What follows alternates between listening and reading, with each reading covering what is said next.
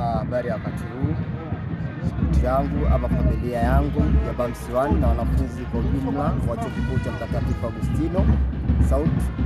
Kwa jina naitwa Alhaji Omar Ali almaruf ama lilipozoeleka Shempasi, ni mgombania nafasi ya ubunge katika darasa la Bams 1, ambapo kesho Jumamosi tunatarajia kufanya uchaguzi.